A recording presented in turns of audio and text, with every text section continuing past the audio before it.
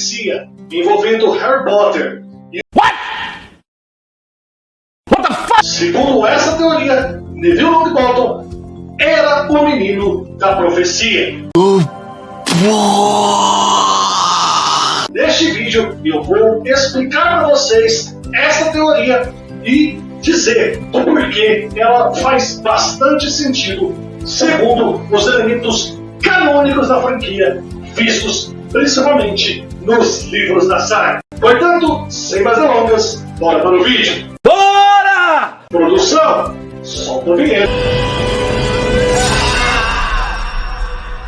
10, 9, 8, 7, 6, 5, 4, 3, 2, 1.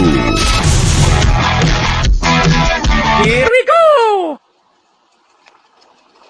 Oi, eu sou o Murilo e você está assistindo a Tech. Galera, sejam bem-vindos a mais um vídeo aqui no canal. E como eu falei, a teoria de Harry Potter é bastante exploradora de cabeças. E essa teoria indica que o menino da profecia não é o protagonista da franquia, e sim um dos seus melhores amigos, Neville Longbottom.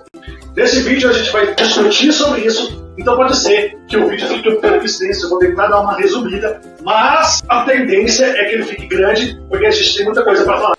Tá bom. Vale ressaltar que o elemento-chave de toda a história de Harry Potter é a profecia. A profecia da professora Sibelius Terrien, que anunciava que no mês de julho nasceria uma criança, filha de pais que enfrentaram o Lorde das Trevas por 3 vezes e que sobreviveram a esse confronto por 3 vezes. E que esta criança teria o poder que o Lorde das Trevas desconhece, e que este poder seria lhe dado pelo próprio Lorde das Trevas, e que, devido a este poder, esta criança estava predestinada a derrotar o Lorde das Trevas. Além disso, a profecia dizia que, enquanto um dos dois viver, o outro não poderá sobreviver. Ou seja, que um acabaria tendo que matar o outro. Todo o cerne da franquia gira em torno dessa profecia.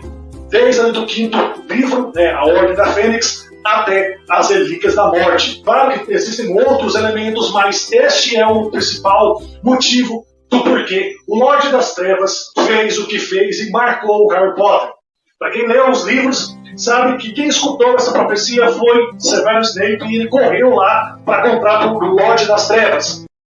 Só que existiam naquela época apenas 2 famílias os seus pais enfrentaram o Lorde das Trevas 3 vezes, sobreviveram e que estavam para ganhar neném no mês de julho.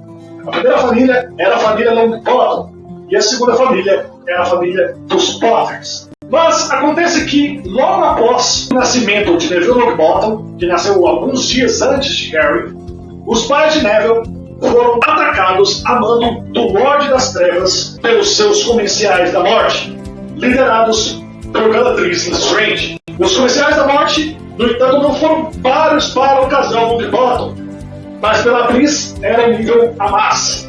E sozinha, ela não só capturou os pais de Neville Longbottom, como também os torturou, dando a eles um destino muito mais terrível do que a morte.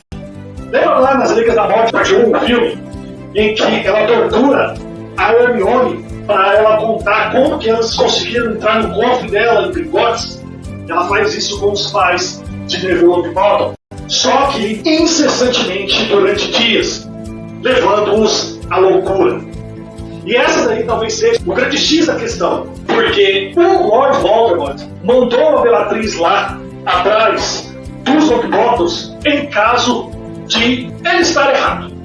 Porque quando ele escutou a profecia relatada por ele, por Snape, ele entendeu que os Potters eram quem representava a maior ameaça para ele. Porque o Tiago vinha de uma família de bruxos de puro sangue, uma família renomada no universo e no mundo bruxo.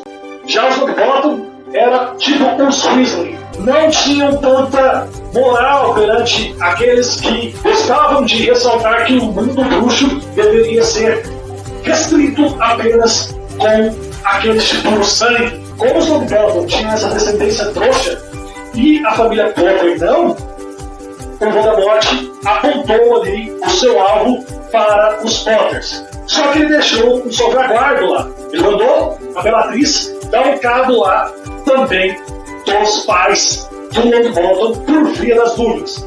Só que os pais deixaram o Neville com a sua avó e tinham saído a mando de uma missão da antiga Ordem da Fênix, que era meio que para disfarçar ali e distrair os Comensais da Morte com relação à busca deles também, que ocorria ao mesmo tempo com relação aos Potters e principalmente com relação ao Harry. O Voldemort, ele escolheu os Potters. A profecia em nenhum momento diz que o Harry era a criança que nasceu predestinada para enfrentar o Voldemort.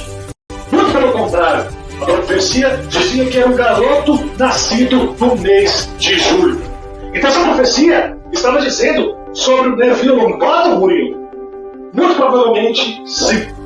Isso porque o Longbottom é aquele cara que ganhou os poderes para derrotar o Lorde das Trevas. Mas o Harry também não ganhou? Ganhou. Mas eu vou explicar aqui para vocês. O Longbottom, quando a gente vê ele no início dos filmes e também nos livros de Harry Potter, ele é uma criança tímida, uma criança insegura, muito devido ao que aconteceu com os pais dele.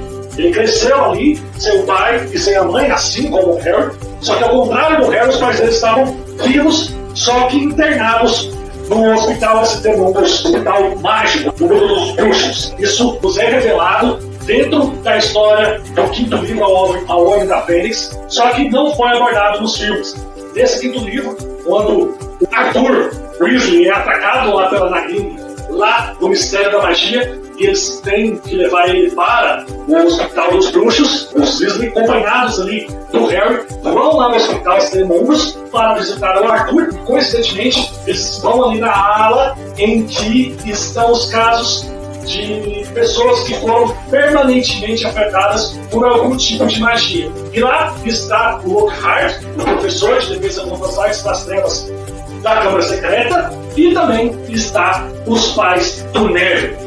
O pai do Neville, ele praticamente está em estado vegetativo, ele não consegue nem falar. A mãe dele, no entanto, ela vai e volta desse estado, ela fica com pelos cerebrais devido ao uso constante da maldição Cruciatus em cima dela, pela Bellatrix, só que ela consegue em alguns momentos ter alguns momentos de lucidez. E Rony, a Hermione, a Gina e o próprio Harry se encontram ali nesse hospital com a família do Neville. O Neville fica todo envergonhado e tal, todo mundo fica surpreendido por esse fato, por ter convivido tanto tempo com o Neville sem saber. Só que o Harry já sabia, porque no quarto livro, ali, Cálice de Fogo, o Harry, quando ele entra na sala do Dumbledore, o Dumbledore não tá lá, tem a penseira, ele vai lá e mete a cabeça na penseira, ele volta às lembranças do Dumbledore e ele vê o julgamento do Bartol Crouch lá e que fica sabendo da informação de que os Longbottom tinham sido torturados pela Felicity Strange, né? Ele sabe que elas tinham ficado loucos. Então, essa cena revela que o Neville, ele passou aí a infância inteira sendo meio que oprimido pelo que aconteceu com os pais dele. Primeiro, pela lembrança do que foi feito com os pais dele. Segundo, pela própria avó, que constantemente queria que ele fosse igual ao pai dele. E queria que ele fosse um bruxo com grandes habilidades, que morresse pela causa, que lutasse contra o Lord Voldemort. E aí, isso causou um trauma no Neville. Tanto que, quando o Neville era pressionado, ele não conseguia. Por isso que ele é mal nas aulas de emoções com o professor Snape. Porque quando o Snape não estava, ele costumava bem nas matérias. E ele tinha um talento especial para a neurologia. Isso fazia com que ele fosse aquele menino tímido que a gente vê ali nos papéis do Harry Potter. Mas o que faz esta possibilidade da profecia estar relacionada ao Neville é que o Neville, ele tem esse poder que o Voldemort desconhece, que é, assim como o Harry, o amor pelos seus pais. E assim como o Harry ganhou lá os poderes de ofidiologia, né, o poder de poder falar com a cobra, devido a uma parte da alma do Voldemort ter se fixado em sua cicatriz, o Longbottom também ganhou uma coisa que o Voldemort acabou indiretamente dando a ele, que é o poder da coragem. Que é por isso que lá o Longbottom, lá nas Relíquias da Morte, o próprio Neville tirar ali a espada de Gryffindor do Chapéu Seletor e conseguir matar Anakin.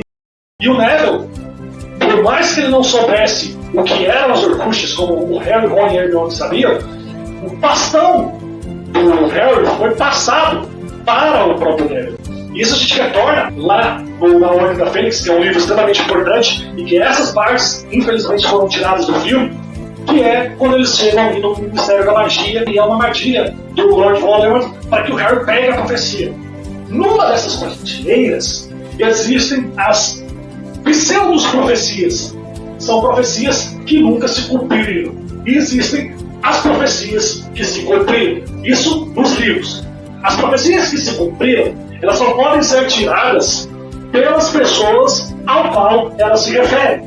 E é por isso que lá no filme, o Voldemort faz aquela ilusão mental para levar o Harry lá para o Ministério da Magia, lá passar as profecias, para que ele pegue as profecias. Porque a profecia que se cumpriu só pode ser pega por aqueles que ao qual se referem. Então, ou o Harry pegava a profecia, ou o Voldemort queira lá para o Ministério da Magia que ele tinha voltado, indo lá e pegado nele mesmo a profecia. Então, por isso que ele faz essa ilusão dos cílios para atrair o Harry. E as pseudo-profecias que não se cumpriram, não tem isso. Só que se elas forem retiradas da prateleira, elas viram pó. E é isso que acontece em um momento do livro da Ordem da Fênix, antes do Harry pegar a sua profecia. A Luna chama o Neville, nossa, que tem seu nome. E ele fica sem entender, mas por quê? Por que tem meu nome? Tinha que ter o nome do Harry. Por que tem meu nome? E ele pega, no que ele pega, a profecia se desfalece. E logo em seguida ele tá lá todo atordoado e tudo. Aí a Hermione grita contra a fileira, onde supostamente o Sirius está. Toda a fileira, mas não tem nada aqui. Cadê? Onde está? Onde está? Ele chega lá, não tem nada. E aí todo mundo vai atrás, e quando eles chegam atrás, o Neville vira e fala: ó, Harry, essa aqui foi seu nome. E aí o Harry vira e pega a profecia. Então, existiam duas profecias. Ou seja, quando a Terry Day fez aquela que eu falei no início, relatou a sua profecia, existiam duas possibilidades.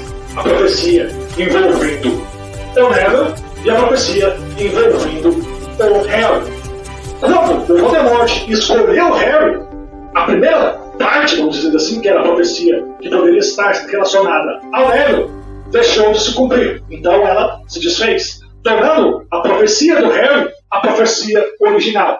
Então, muito indica que quem fez com que a profecia se cumprisse foi o próprio Lord Voldemort, dando ao Harry esses poderes, dando ao Harry a possibilidade de derrotá-lo. Talvez, se ele tivesse escolhido o Neville, talvez a história fosse diferente. Na Ordem da Fênix também, que o Harry reflete isso quando ele encontra o Neville lá em Hogwarts após ter encontrado ele no Hospital Extremundos. Ele olha para o Neville e pensa: se o Voldemort tivesse escolhido o Neville, hoje eu estaria sentado aqui, quem teria uma cicatriz na cabeça talvez fosse o Neville, ou até mesmo ele não estaria aqui. Eu provavelmente teria meus pais vivos, mas provavelmente os pais dele estariam mortos. Então, tudo que aconteceu com o Harry poderia ter acontecido com o Neville. Isso faz também com que a profecia da Terry Day também se refira ao Neville. Aí você vai me perguntar: Murilo, mas por que ele é o principal e não o Harry? A resposta é muito simples. A profecia não dizia quem era o menino. Não falou os filhos do Potter, os filhos do Longbottom, os filhos dos Weasley. Não. Falou que uma criança nascida de adultos que enfrentaram o ódio das trevas 3 vezes. E isso é um leque de possibilidade restrito. Longbottom e Potter. E quem escolheu o Harry foi o Voldemort.